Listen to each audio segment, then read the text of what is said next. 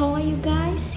Hopefully you are always in a good condition. Okay, welcome to my channel and don't forget to like and subscribe. Today I will tell you about integers in chapter 1 of mathematics lesson in 7th grade. Ya. Jadi anak-anak, Bu Dewi di sini akan menyampaikan tentang bilangan bulat, yaitu bab 1 dari pelajaran matematika di kelas 7. Oke, Bu Dewi akan mulai dari sejarahnya dulu ya, the history of numbers.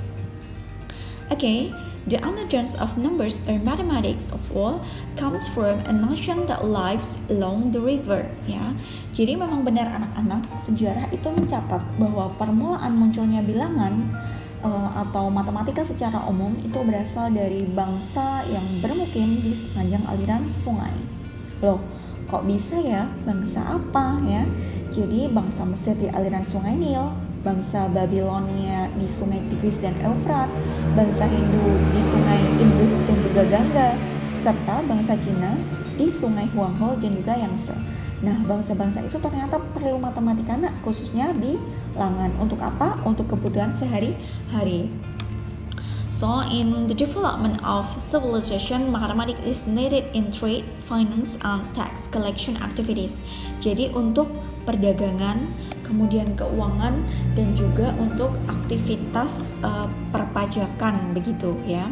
Kemudian the number system used by the ancient nation is varied ya. Jadi sangat bervariasi sekali sistem bilangan yang mereka gunakan waktu itu ya. Jadi antara satu dengan yang lain itu berbeda ya. Jadi antar bangsa itu sistem bilangannya itu yang digunakan berbeda.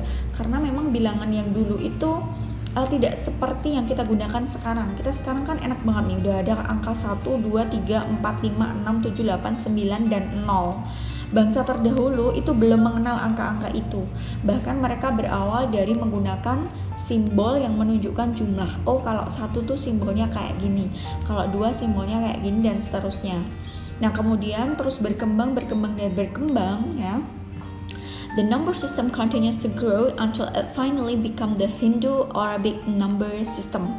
Jadi menjadi sistem bilangan Hindu Arab ya, that used in most of the world today. Nah, jadi ini yang akhirnya kita gunakan di seluruh dunia ya, hampir di seluruh dunia saat ini itu menggunakan sistem bilangan Hindu Arab.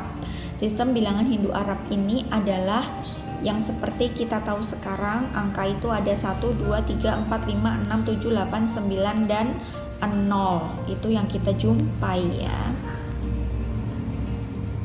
And then think you know that Hindu-Arabic number system is also known that as the tongue-based number system or decimal, which consists of 10 numbers that 1, 2, 3, so on until 0.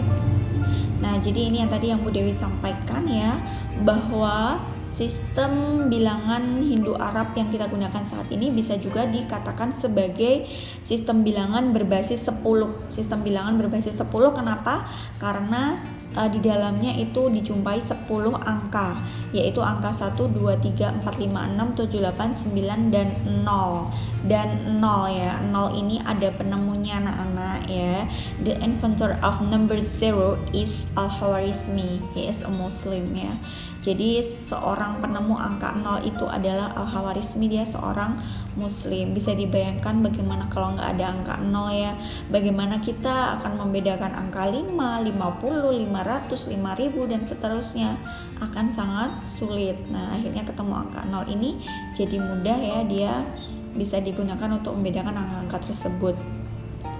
And then did you know that computer uses a number system, two-based number system or binary, which consists of two numbers, just 0 and 1. Nah, tahukah kalian bahwa komputer itu dia hanya mengenal angka 0 dan 1 loh sebenarnya. Nah, jadi semua informasi yang masuk ya, data input yang masuk itu diubah dulu ke angka 0 dan 1 ya. Angka 0 dan 1 dia menggunakan sistem biner ya.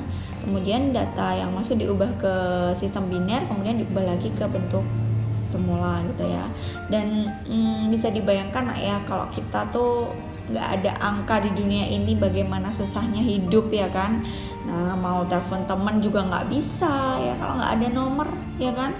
Nah, kemudian jual beli juga bagaimana dengan menentukan harga dan sebagainya, itu akan sangat sulit. Nah, jadi bersyukur alhamdulillah kita hidup di zaman sekarang yang mana angka itu sudah ditemukan. Nah, ini sedikit dari Bu Dewi, harapannya bisa menginspirasi kalian untuk bisa lebih menjadi tertarik untuk belajar bilangan bulat ya, terutama bilangan bulat karena di bab 1 ini kita akan belajar bilangan bulat. Okay, I think enough for today. Thank you so much for your attention. Don't forget to study ya. Wassalamualaikum warahmatullahi wabarakatuh.